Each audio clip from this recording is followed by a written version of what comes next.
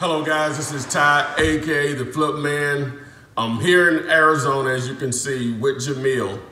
And the purpose of this video, if you're seeing it, is because we want to help you, help you to make more money by simply knowing what is a great deal.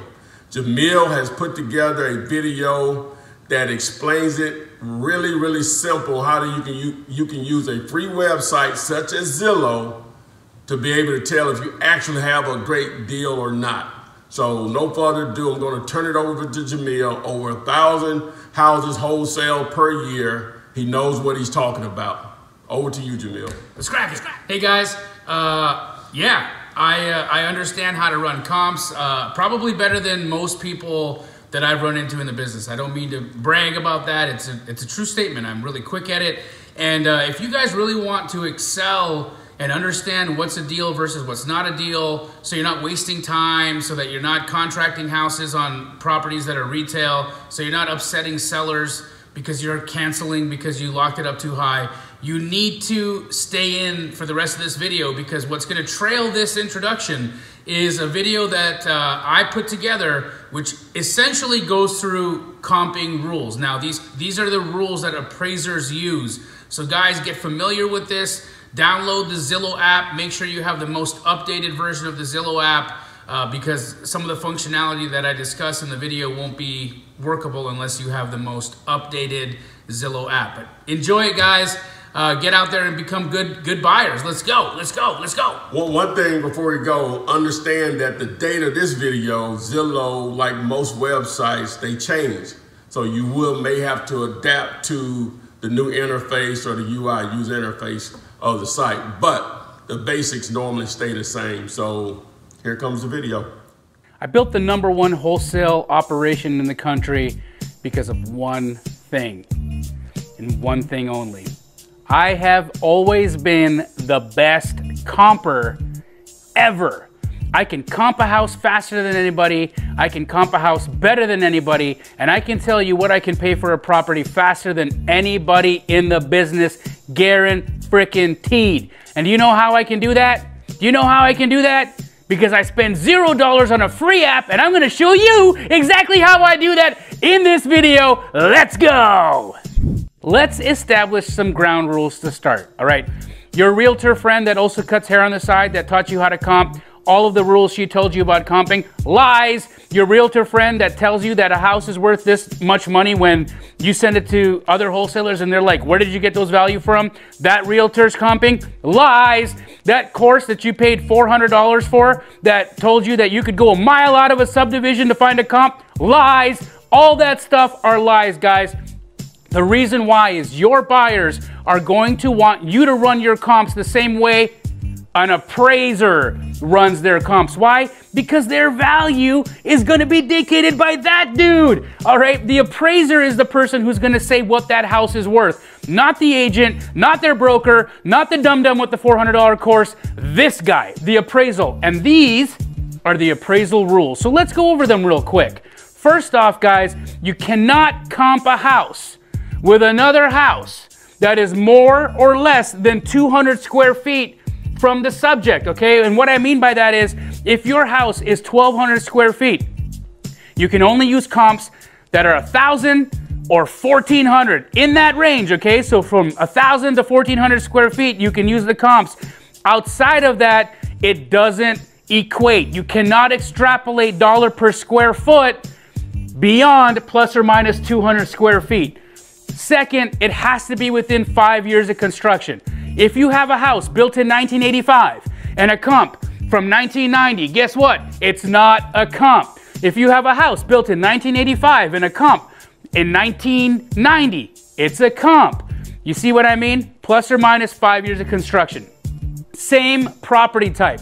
If you have a single-story house and your comp is a 2-story house, it is not a comp. You can only comp the same with the same, like and like.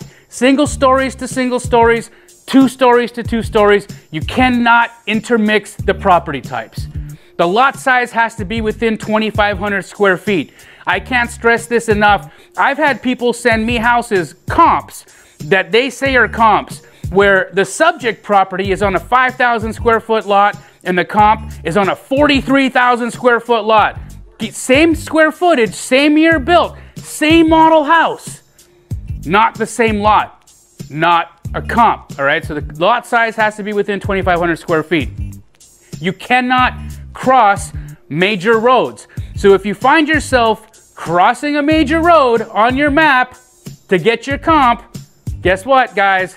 Not a comp. Do not cross major roads. Guys, this gets really easy when you can concentrate your comps to within a small concentric circle from your subject property. It allows you to exclude a lot of garbage. Do you understand what I'm saying? So, don't cross major roads. Do not leave the subdivision. I can't stress this enough.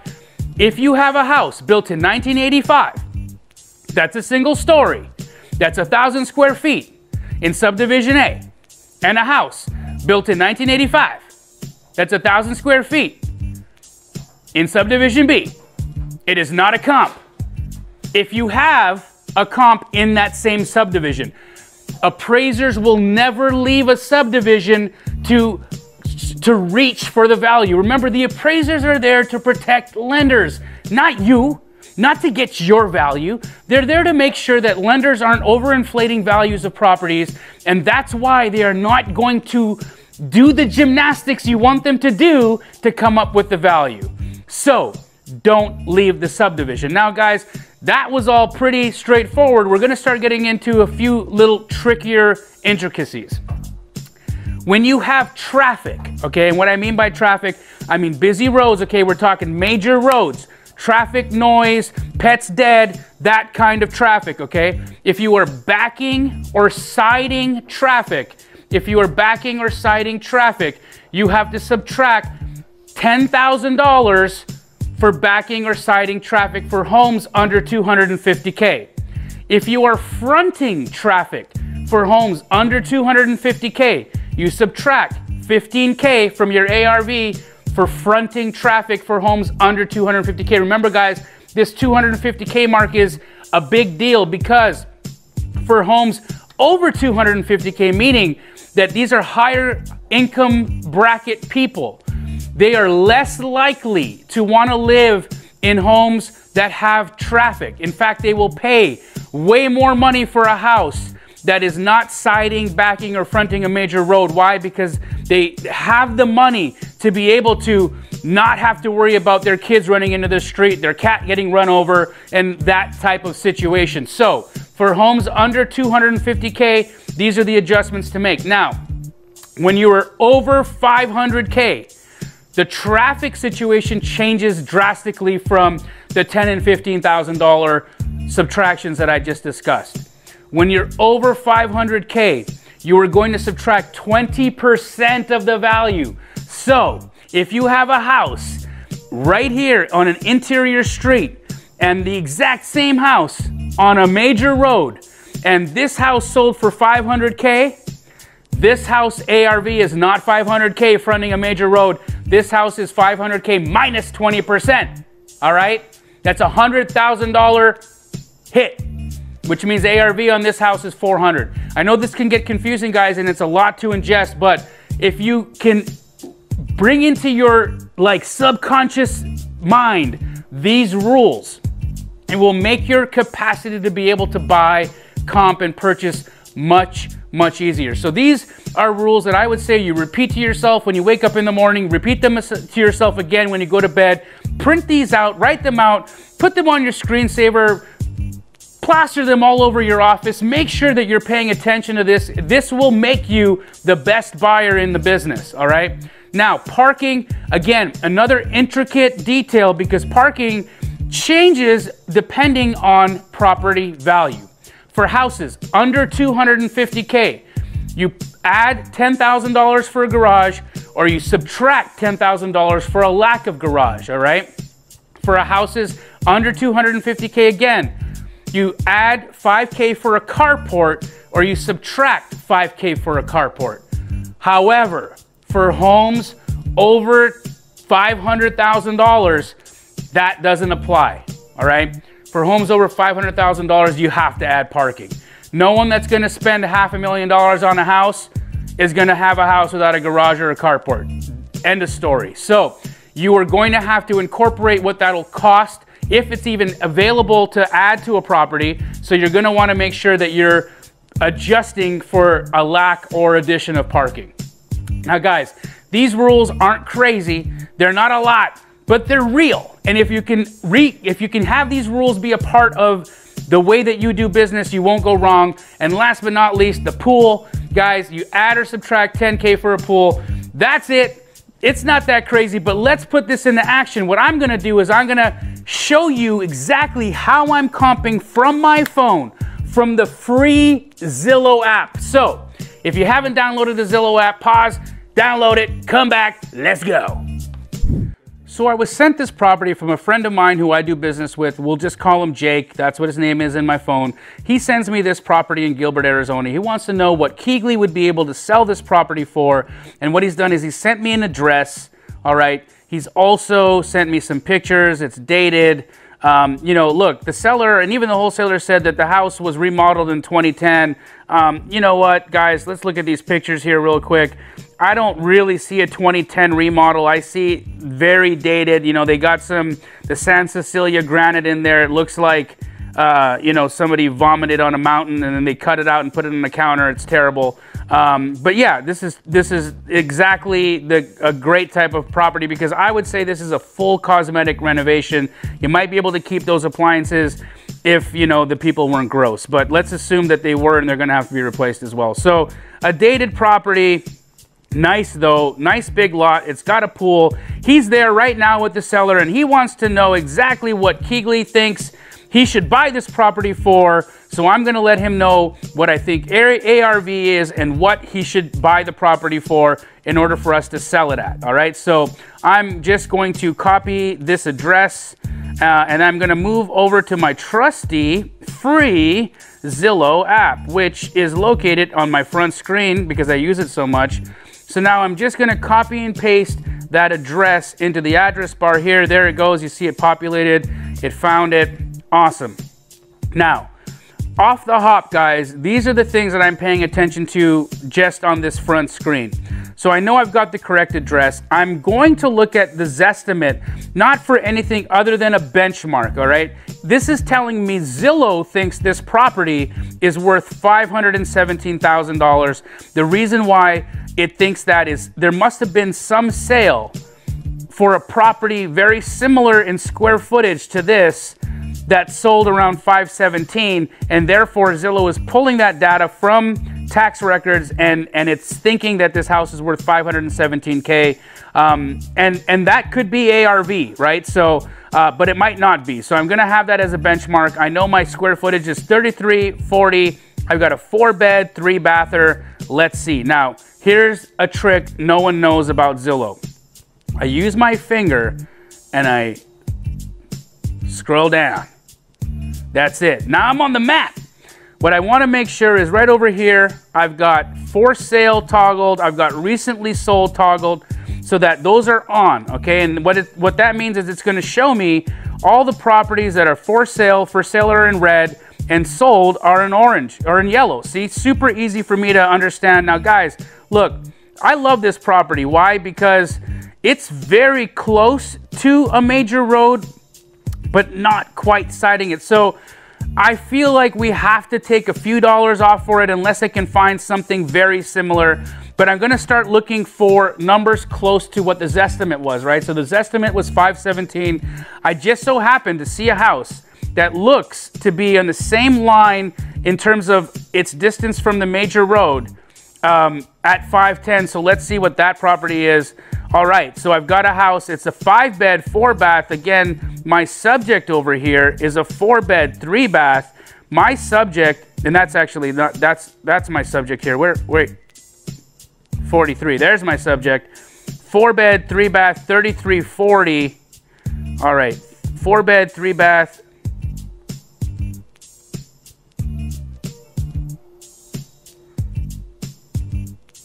So we're within a few hundred square feet, but it's more than 200. All right, so already I'm just gonna take a look and see what this is about though.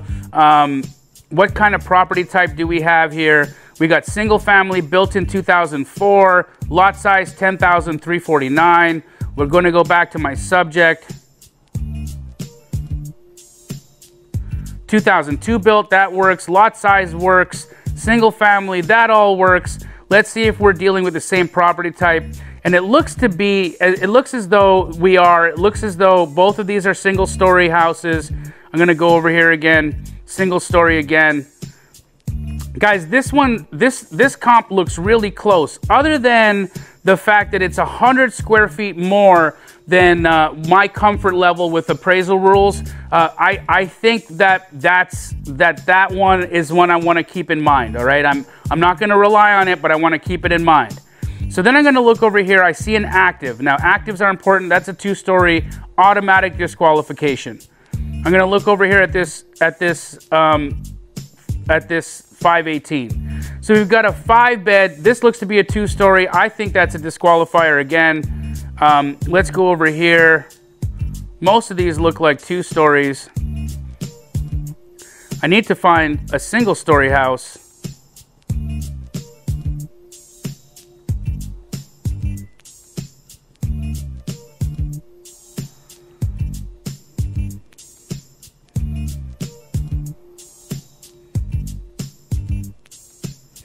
I need to make sure that I'm dealing with a single story here. So let's see if I can find that information from this.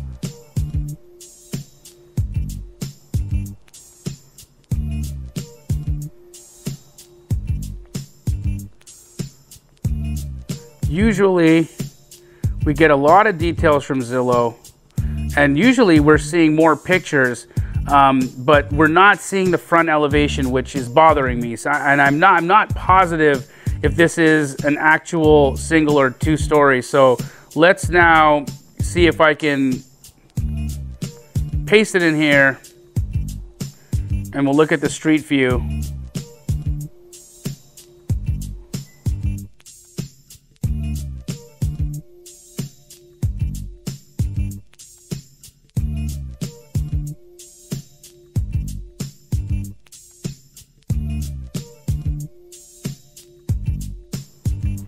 Let's see what Remax has here for an elevation shot.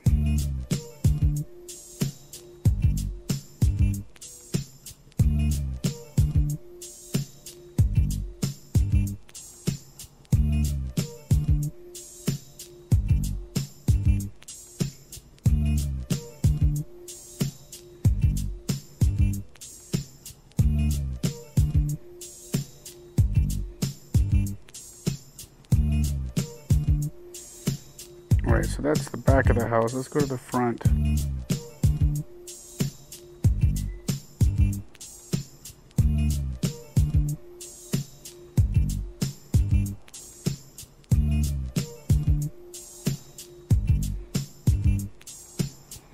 Hey, alright, we got it. Single story house. So all of these 2-story comps are completely not usable for me. So that's great. That's great to know. So let's go down here to this. That's another 2-story. So my thoughts are Zillow isn't very accurate on their estimate here, because I've got a 464 single story sold at in the same area. Here we go. Here we go, baby. That's the comp. Right there. Right there. 485. All right. We've got within the same square footage. It's very close. Do we have a pool? We have a pool. You see that right there? We have a pool. We have a pool. It's got an extra bath. It's got an extra bed than ours. Okay, our subject had 4 beds, so it had an extra bed. So it was even worth more. So my gut tells me, and let's just look at the condition of this house, because that's going to be important. It looks to be in somewhat similar condition, although this one appears a little cleaner because it's staged and ready to go. But you know, very similar. So I'm saying that this house is probably worth $475 on the high. So over here in Phoenix, we can actually move this deal if he can get it at 75% of ARV, because it's a stucco tile built after 2000. We can actually sell those if we can sell them for 10K over 75% of ARV. So I'm just gonna go 75%. So I'm gonna tell him he needs to buy this property at $355, and I think that we'll be able to sell it between $365 and $370. So let's just live respond. Buy price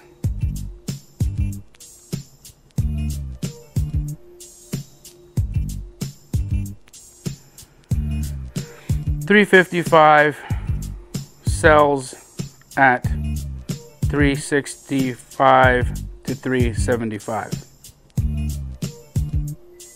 That's it. All right, that's it. So again, you know, that took a little bit longer, but I had a few things I had to overcome.